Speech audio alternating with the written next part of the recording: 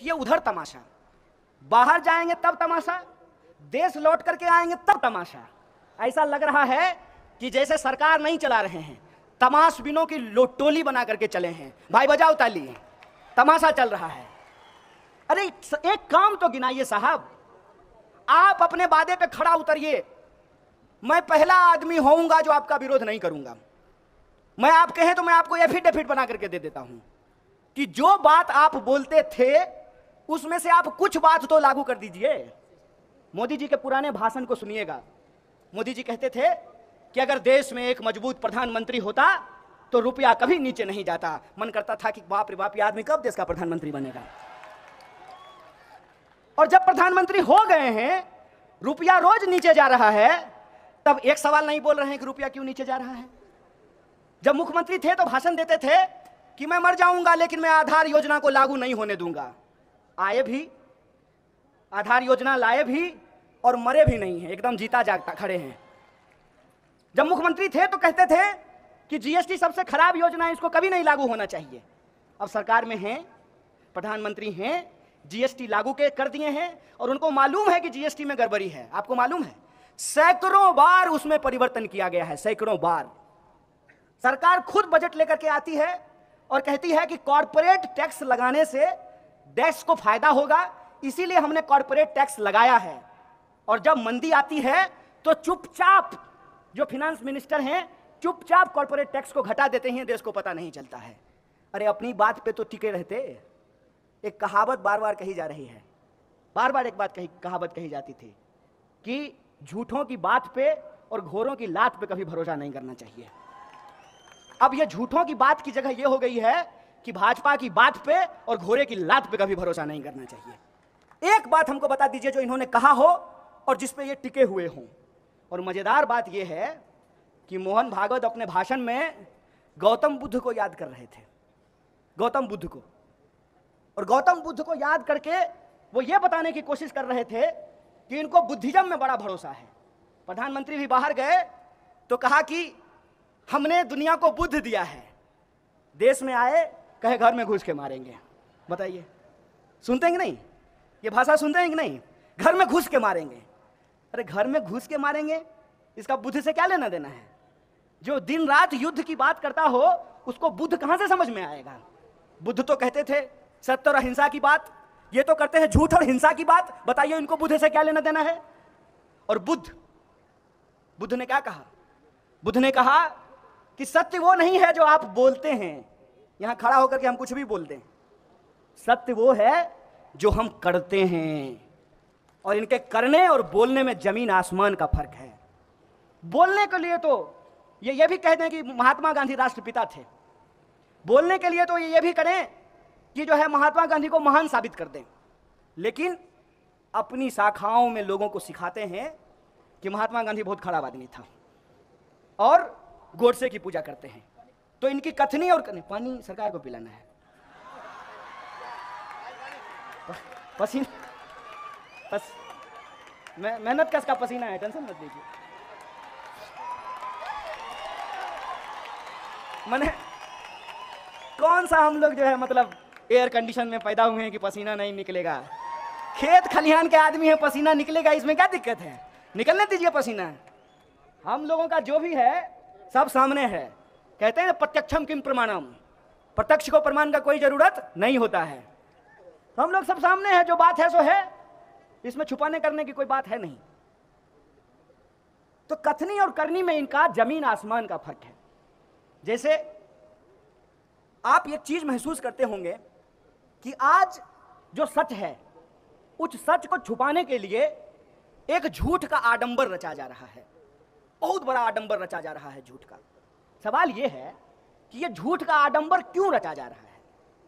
झूठ का आडंबर इसलिए रचा जा रहा है कि हर चुनाव में जब चुनाव आए तो बात इस पे नहीं हो कि कौन अच्छा है, बात इस पे हो मोदी नहीं तो कौन।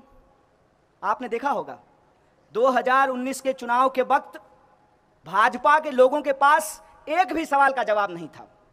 किसी भी पान की दुकान पे खड़ा होकर के आप उससे पूछते कि यार सब बात तो ठीक है, लेकिन ये बताओ किसी के खाते में 15 लाख रुपया नहीं आया, 2 करोड़ नौकरी नहीं पैदा हुई, किसानों की आमदनी दुगनी नहीं हुई, महिलाओं पर अत्याचार नहीं रुका, महंगाई कम नहीं हुई, भ्रष्टाचार कम नहीं हुआ, तो क्या तुमको यह बात ठीक लगती है? तो भाजपा के कार्यकर्ता का जवाब होता था कि देखो तुम्हारी सब बात ठीक है, लेकिन मोदी नहीं तो कौन? यही जवाब होता था ना। और अभी भी देश में क्या जवाब है? ठीक है, सरकार कोई काम नहीं कर रही है, मोदी नहीं तो कौन? यही पूछा जाता है ना। ये अपने आप तैयार नहीं हुआ है, इसको तैयार करने के लिए पैसा खर्च किया गया है, इन्वेस्टमेंट हुआ है। और इन्वेस्टमेंट कैसे होता है ये मैं बताता हूं। सिनेमा आप लोग देखते होंगे, हैं? सपोज कीजिए कि मेरे बाप के पास बहुत पैसा हो और हमको शौक हो हीरो होने का, तो मेरा बाप क्या करेगा? मेरा बाप किसी डायरेक्टर को पकड़ेगा, सुनो एगो कहानी लिखवा के लाओ, मेरा बेटा हीरो होगा। हैं? हमको तो आप देख ही रहे हैं, 5 फुट 5 इंच, हैं? तो हीरो जैसा हाइट तो मेरा है नहीं, लेकिन हमको हीरो होना है, तो हम हीरो कैसे होंगे? तो हम 4 फुट 5 इंच का आदमी खोज करके लाएंगे, तब उसके सामने हम लंबा दिखेंगे। इस बात को समझ रहे हैं कि नहीं?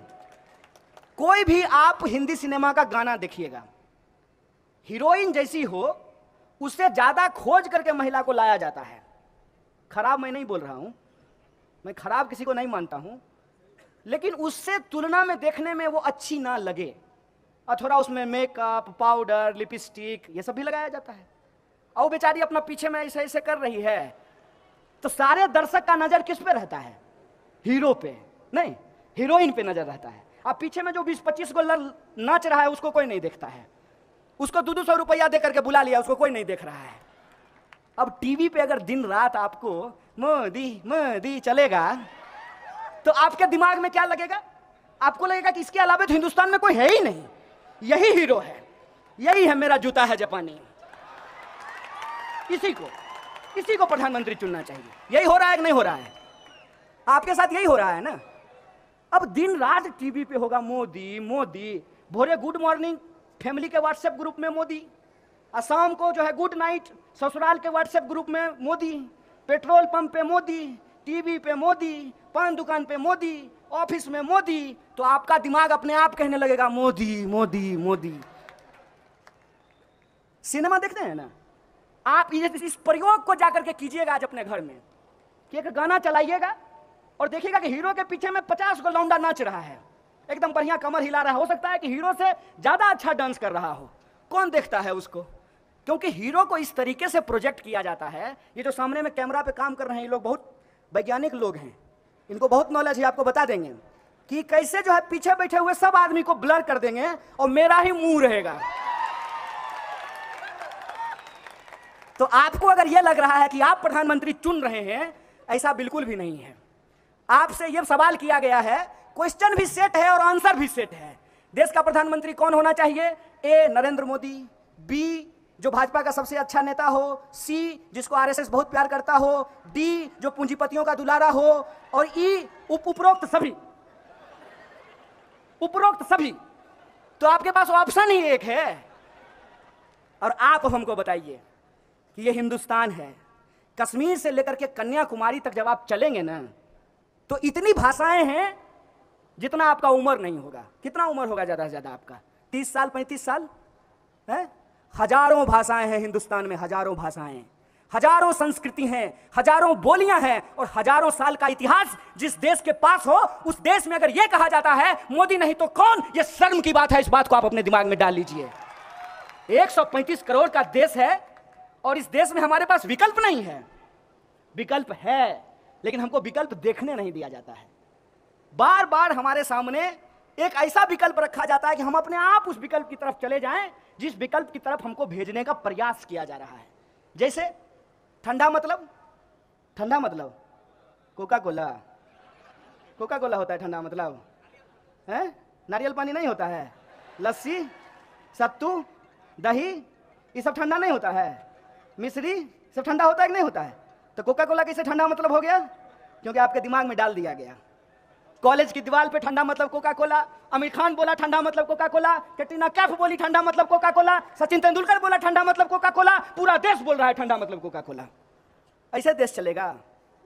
अब की बार भाजपा सरकार नहीं है साहब, अब की बार विज्ञापन की सरकार है, आप ये अपने दिमाग में डाल लीजिए, एडवर्टाइजमेंट की सरकार है। और ये एडवर्टाइजमेंट ऐसे नहीं होता है। कोई अगर आपका दोस्त हो तो उसको पूछिएगा कि अखबार में अगर हम अपना फोटो छपवाना चाहते हैं तो कितना माल लगेगा, बताना जरा, कितना पैसा लगेगा? 10 सेकंड अगर टीवी पे आएंगे तो कितना पैसा लगेगा? विपक्ष कमजोर है, ये ऐसा सच नहीं है। 70 साल मान लीजिए कोई पार्टी राज किया हो, अचानक से वो कमजोर कैसे हो गया है? क्योंकि उसको जो मजबूत बनाने वाली शक्तियां थी ना, वो अपना पाला बदल लिया है। मेरी बात समझे? कि जो उसको मजबूत बनाने वाली शक्तियां थी, उसने कहा कि अब हम इस घोड़े पे दांव नहीं लगाएंगे, हमको नया घोड़ा चाहिए। तो अन्ना हजारे का आंदोलन हुआ, अब पूरा देश बोला अन्ना नहीं आंधी है, देश का दूसरा गांधी है। और कब अन्ना अन्ना होते होते मोदी मोदी होने लगा, देश को पता ही नहीं चला। हो गया मोदी मोदी, आ गए मोदी जी। और वादा क्या करके आए? सबका साथ सबका विकास। अल्ले दनादन जो है लोगों को कभी मांस के नाम पे, कभी मंदिर के नाम पे, कभी मस्जिद के नाम पे उनकी हत्याएं होनी शुरू हो गई। विकास तो गया तेल लेने के लिए, इकॉनमी नीचे चली गई है, लगातार कंपनियां बंद हो रही हैं। आज उत्तर प्रदेश की खबर है कि 25,000 होमगार्ड को नौकरियों से निकाल दिया गया है। इसीलिए मैं आप तमाम लोगों से यह आग्रह करने आया हूं कि देश खतरे में है, बचाइए इस देश को। हो सकता है कि आपके पास कोई चुनावी विकल्प नहीं हो, कोई अल्टरनेटिव इलेक्टोरल ऑप्शन नहीं हो, लेकिन यह देश हम सबका है, यह संस्कृति हमारी है, यह परंपरा हमारी है। इस देश में हजारों साल से सभी धर्म के लोग मिलजुल करके रहते आए हैं। ज्यादा दूर मत जाइए, अपने ही शहर को देखिए आप, कि आपके शहर में मस्जिद है, मंदिर है, दरगाह है, गुरुद्वारा है, चर्च है, बुद्ध विहार है। यह हिंदुस्तान है जिसको गुलबर्गा रिप्रेजेंट करता है, इस बात को समझिए।